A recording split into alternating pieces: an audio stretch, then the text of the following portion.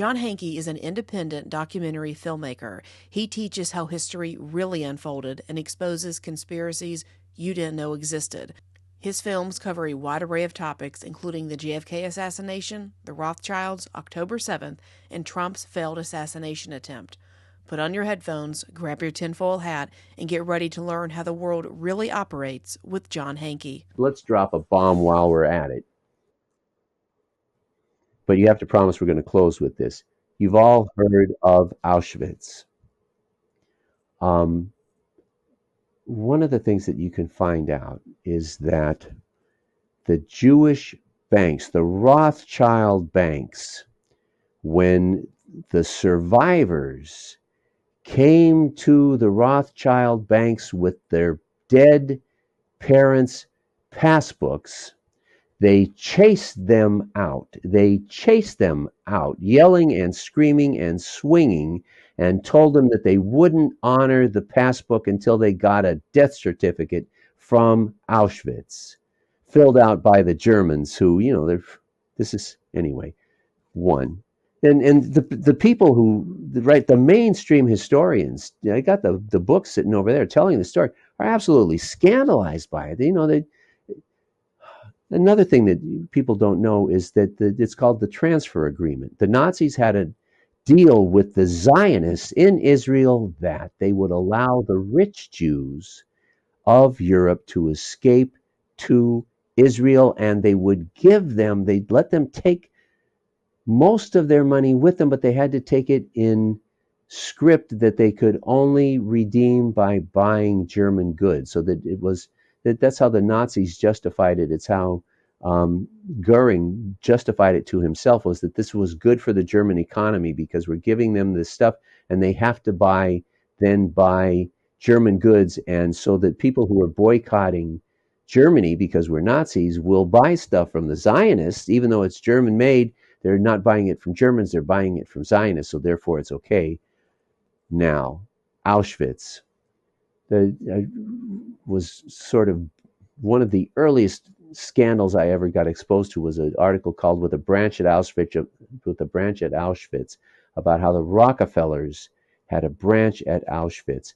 Auschwitz, I come to find out from an Auschwitz survivor, was run by I.G. Farben, I.G.Farben.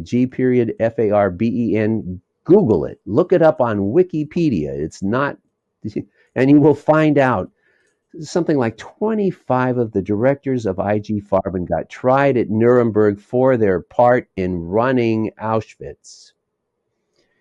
The I.G. Farben headquarters is a palace. They had a contest for years where they paid the top architects in the world to propose designs, and then they paid the winner a huge amount of money, and they built this palatial headquarters, and it's built on the Rothschild estate. Nobody could, and you'll find out when you Google I.G. Farben that it was the largest, richest company in the world when the Nazis came to power.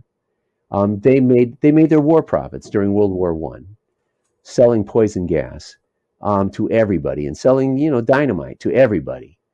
Right, it was Nobel who invented dynamite, but it was I.G. Farben that manufactured it, and certainly that sold it to the German side. So war profiteers to the max. Well, that suggests the Rothschild name, if the fact that they built it on Rothschild land didn't tell you that, of course, it was the Rothschilds. I mean, why would you locate it in Frankfurt anyhow? You'd put it in Berlin if you weren't the Rothschilds and wanted to build it in the Rothschild home has been Frankfurt since they were enslaving my relatives and forcing them to be in the army. Anyway, so enough, yeah. It's why would the Rothschilds want the Holocaust? One, because they didn't want the poor Jews of Europe to go to Israel. They only wanted the rich Jews to go to Israel. That's one. Two, because they got to keep all of the deposits. If it was $5, they got to keep it. If you kill, one of the questions that I had a survivor ask me, he was 8 years old being chased all over Europe the SS, and why are they chasing an 8-year-old? He couldn't understand why. Because you can inherit your parents' bank accounts if you survive, but if you don't survive, you can't inherit your parents' bank accounts, and the banks get to keep it. And I saw an estimate of $40 billion. This is 40 billion, 1940 dollars, which is much closer to 40 trillion at this point, that the bankers made from the deposits of the victims of the Holocaust. So,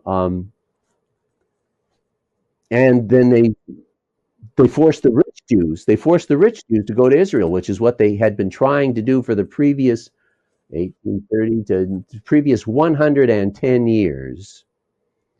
Right, for 110 years they had been doing this. The Rothschilds signed a contract with the King of England to repay, and I won't go into all the very interesting details, to repay a monstrous loan that they made to the king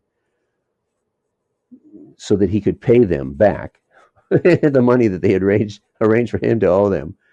180 years. It was a 180-year contract. So that's the scale that these guys operate on, and they count on us to not know anything that our grandparents experienced.